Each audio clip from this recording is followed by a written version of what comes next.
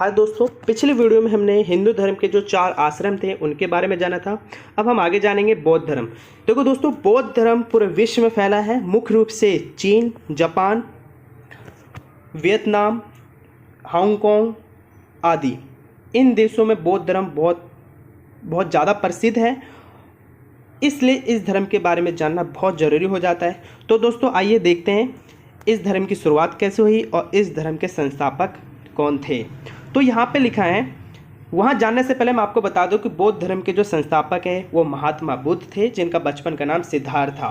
तो पहले हम महात्मा बुद्ध के थोड़ा सा परिचय जान लेते हैं और इस धर्म का निर्माण कैसे हुआ, फिर इनके बारे में थोड़ी सी कहानी जानेंगे। तो देखो, जो महात्मा बुद्ध थे उनके बचपन का नाम सिद्धार्थ था और इनका जन्म 563 ईसा पूर्व में हुआ था। मैंने बताया था कि वैदिक काल के बाद 16 महाजनपद काल आए थे, तो जनपद काल में ही इनका जन्म हुआ था। इनका जो स्थान जहाँ पे इनका जन्म हुआ था वो था लुम्बिनी, कपिलवस्तु नामक छोटे स्थान पे लुम्बिनी। और ये कहाँ पे पड़ता है? ये नेपाल में पड़ता है। ये मैप के अनुसार आपसे पूछ लिया जा सकता है कि बुद्ध का जन्म कहाँ हुआ था। दोस्तों ये याद कर लेना। ये कौन से वंश से संबंधित है? ये शाक्य वंश से संबंधित है। इनका पिता का नाम शुद्धोधन था, माता का नाम माया देवी था। कहा जाता है कि एक हफ्ते बाद ही, इनके जन्म के एक हफ्ते बाद ही इनकी माता की मृत्यु हो गई थी। फिर इनका पालन पोषण प्रजापति गौतमी माता, इनकी सौतेली माँ ने किया था, गौतमी ने। इनके विवाह के बाद इनका पुत्र हुआ था और इनकी पत्नी का नाम यशोधरा था और पुत्र का नाम राहुल था। इनकी जो मृत्यु हुई, इनको जो मोक्ष की प्राप्ति हुई वो 483 ईसा पूर्व में। आपको पता होनी चाहिए दोस्तों कि सन यहाँ पे घटता है ईसा पूर्व और ईस्वी बढ़ता है। उम्मीद करता हूँ आप इसके बारे में जानते हो। मृत्यु जो हुई वो कुशीनगर में हुई और ये यूपी में पड़ता है, ये भी आपसे पूछ ले जाता है। तो देखो यहाँ पे बौद्ध धर्म का निर्माण कैसे हुआ, वो क्या कारण थे कि इन्होंने सन्यासी बनने का रास्ता अपनाया। तो यहाँ पे मैं आपको बताना चाहता हूँ कि बुद्ध द्वारा 4 दृश्य देखे गए। यात्रा के दौरान इन्होंने एक यात्रा की थी और यात्रा के दौरान इन्होंने 4 दृश्य देखे। एक बूढ़ा व्यक्ति, एक लाश, एक बीमार व्यक्ति और एक सन्यासी। और यहीं से उन्होंने सन्यासी बनने का रास्ता अपनाया। ये क्यों अपनाया तो इसके लिए आपको एक छोटी सी कहानी समझनी पड़ेगी। दोस्तों कहानी ये है कि बुद्ध का जो बचपन था सभी सुख सुविधा से भरपूर 4 दीवारों से घिरे राजमहल में बीता। एक दिन उन्होंने अपने रथकार चन्ना को गांव घूमने को कहा और घुमाने को कहा और कंथक नामक घोड़े पर सवार होकर वो निकल पड़े। दोस्तों सिद्धार्थ ने यात्रा के दौरान एक बूढ़ा, एक बीमार और एक लाश को देखा और सभी जगह दुख से भरे थे।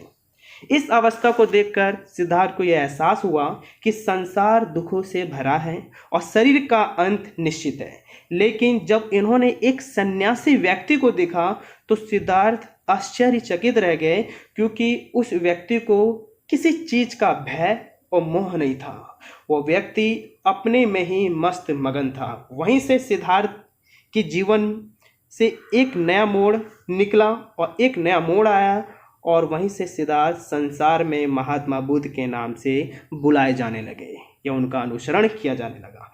उन्होंने निश्चय किया कि वो गृह त्याग करेंगे और सन्यासी बनेंगे। 29 वर्ष की आयु में, मतलब 29 वर्ष की आयु में उन्होंने गृह त्याग कर दिया और 35 वर्ष की आयु में उन्होंने बोध गया नामक स्थान पर पीपल के वृक्ष के नीचे बैठकर ज्ञान की प्राप्ति की और यहीं से ही जो सिद्धार्थ थे वो विश्व में महात्मा बुद्ध के नाम से जाने जाने लगे। और इसके अलावा उन्होंने कई सारे कार्य किए।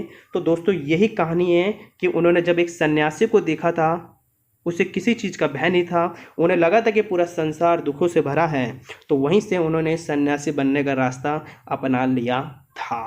तो दोस्तों इसके अलावा उन्होंने क्या क्या कार्य किए, तो देखो बुद्ध से जुड़े 4 महत्वपूर्ण घटना है, ये आपको जरूर याद कर लेना है पेपर की दृष्टि से।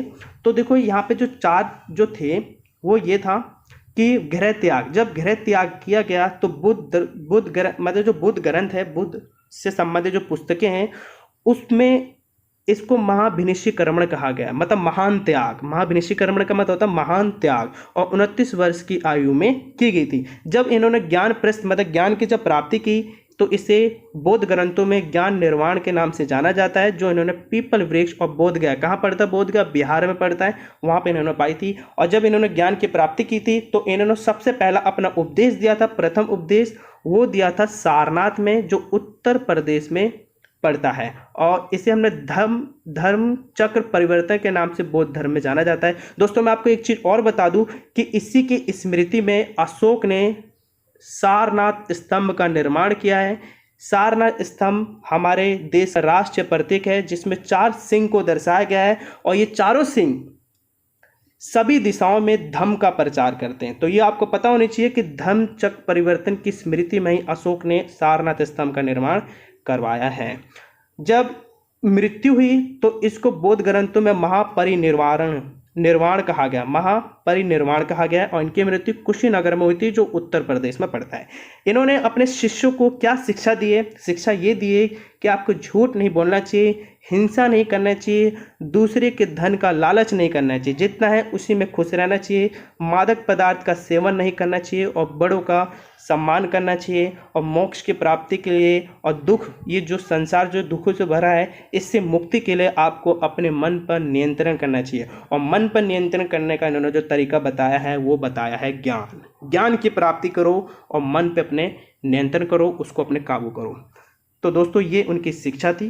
धर्म में उनका जो धार्मिक स्थान होता है उसको स्तूप कहा जाता है। जैसे हिंदू धर्म में जो उनका धार्मिक स्थान मंदिर होता है, सिख में गुरुद्वारा होता है और इस्लाम में मस्जिद होता है। तो वैसे बुद्ध धर्म में स्तूप होता है। तो स्तूप की संरचना देखेंगे कि स्तूप कैसे दिखते हैं, उनका कैसे निर्माण किया गया और किस प्रकार का होता है। तो देखो संस्कृत में स्तूप को टीला कहा जाता है और ये अंडे के आकार का होता है दोस्तों। और अंडे के ऊपर एक हर्मिका, एक देखोगे आप, वो हर्मिका होती है, आप चित्र में देख सकते हो, हर्मिका होती है। और हर्मिका पर एक छतरी जैसी नुमा होती है जिसे हम यष्टि कहते हैं, ठीक। और चारों ओर तोरण द्वार होते हैं जहाँ से प्रवेश किया जाता है और तोरण द्वार द्वारा परिक्रमा की जाती है, गोल गोल परिक्रमा की जाती है उस स्तूप की, ठीक। उस अगला टॉपिक है स्तूप बनाए जाना। तो स्तूप कैसे बनाए जाते थे, कौन बनवाता था उस समय बुद्ध से संबंधित स्तूपों को? तो देखो उस समय राजा द्वारा, कई सारे राजाओं ने संरक्षण दिया बौद्ध धर्म को, चाहे वो अशोक का हो, चाहे वो मगध साम्राज्य हो, ये सभी ही बुद्ध धर्म से जुड़े हुए थे।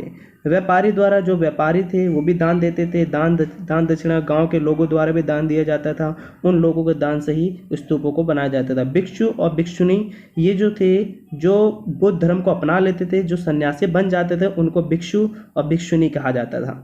तो उनके द्वारा भी दान दिए गए थे। बुद्ध से संबंधित स्थानों का निर्माण, और बुद्ध से संबंधित कुछ स्थान थे पवित्र स्थान, वहीं पर स्तूपों का निर्माण करवाया गया। अगर मैं आपको एग्जाम्पल दूं तो दूंगा सांची स्तूप और अमरावती का स्तूप। ये बहुत पुराना स्तूप है। आज तो कई सारे मंदिरों का भी निर्माण किया गया भारत के, मतलब आप उत्तर से लेकर दक्षिण में आप बुद्ध भगवान के मंदिरों को या स्तूपों को देख सकते हो।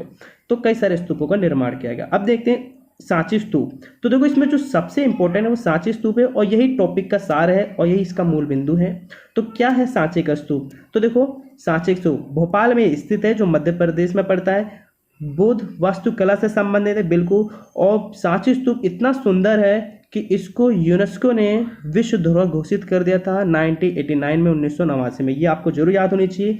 अंग्रेजों ने इसकी जो खोज की थी वो 1818 में 18 में की थी और निर्माण काम जो इस सांची स्तूप को जो बनाया गया था वो अशोक सम्राट के काल अर्थात अशोक सम्राट ने बनाया था जो मौर्य वंश से संबंधित थे। ये आपको जरूर पता होनी चाहिए। एक है अमरावती स्तूप। तो अमरावती स्तूप के बारे में जान लेते हैं। तो दोस्तों क्या हुआ कि जो अमरावती स्तूप है ये नष्ट हो चुका है, जबकि सांची का स्तूप नष्ट नहीं हुआ। कारण क्या है कि जब देखो अमरावती जो स्तूप था बहुत सुंदर था सांची की तरह, लेकिन जब अंग्रेजों ने सबसे पहले अमरावती स्तूप की खोज की तो क्या हुआ कि वो लोग यहाँ के पत्थर उत्तर, यहाँ के तोरण द्वार सब उखाड़ के अपने स्थान ले गए, कई सारे म्यूजियम में ले गए और इस प्रकार से क्या हुआ कि जो अमरावती स्तूप था वो पूरी तरह से नष्ट हो गया। कई सारे राजाओं ने यहाँ के पत्थरों का इस्तेमाल मंदिर को बनाने के लिए किया।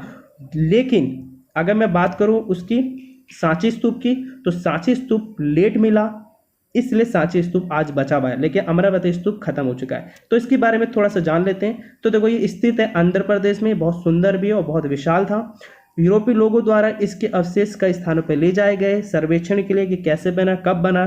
कुछ अवशेष एशियाटिक सोसाइटी ऑफ बंगाल यहाँ पर रखे गए हैं, ठीक है। कुछ मद्रास तो कुछ ब्रिटेन ले गए और कोई संरक्षण मतलब जिस प्रकार से सांची के स्तूप को बचाने के लिए भोपाल की एक बेगम थी, उन्होंने बहुत महत्वपूर्ण भूमिका निभाई थी, लेकिन अमरावती स्तूप को बचाने के लिए किसी भी राजा महाराजा ने कोई योगदान नहीं दिया और यही वजह थी कि सांची अमरावती का स्तूप जल्दी समाप्त हो गया। तो देखो सांची का स्तूप का संरक्षण हुआ, इसीलिए आज सांची का स्तूप बचा हुआ। ये बहुत इंपॉर्टेंट है दोस्तों जो मैं अभी बताने जा रहा हूँ आपको। तो देखो ये है सांची स्तूप का संरक्षण क्या हुआ। सांची स्तूप के संरक्षण में भोपाल की बेगम का बहुत महत्वपूर्ण योगदान है, जो भोपाल की रानी थी। और फ्रांस और अंग्रेजी अधिकारी सांची के तोरण द्वार को अपने देश ले जाना चाहते थे, परंतु बेगम ने ऐसा होने नहीं दिया। अब देखो जिस प्रकार से अमरावती को ले गए थे उसके अवशेषों को, उसी प्रकार से सांची के स्तूप को भी फ्रांस के अधिकारी और अंग्रेजी अधिकारी ले जाना चाहते थे, लेकिन बेगम ने ऐसा होने नहीं दिया। लेकिन बेगम ने उनको संतुष्ट करने के लिए क्या किया कि उनको संतुष्ट करने के लिए प्लास्टर की प्रतिक्रिया मतलब प्लास्टिक की एक तोरण द्वार बना दी और उनको बिल्कुल चालाकी के साथ उन अधिकारियों को दे दिया, और वो अधिकारी क्या हो गए, संतुष्ट हो गए। भोपाल की बेगम जो थी, पहले शाहजहां बेगम, फिर इसके उत्तराधिकारी सुल्तान जहां बेगम, इन्होंने कई सारे दान दिए स्तूप को बनाने के, सांची स्तूप के निर्माण के लिए, दोबारा से पुनर्निर्माण के लिए। जॉन मार्शल इन्होंने इस पर पुस्तक लिखी, तो जॉन मार्शल के पुस्तक का प्रकाशन करने के लिए भी भोपाल की जो बेगम थी इन्होंने दान दिया। तो आप अनुमान लगा सकते हो कि भोपाल के बेगम ने कितनी महत्वपूर्ण भूमिका निभाई थी। तो ये दोस्तों आपको पता होना चाहिए। तो दोस्तों इस वीडियो में इतना, मिलते हैं अगले वीडियो में। वीडियो देखने के लिए धन्यवाद।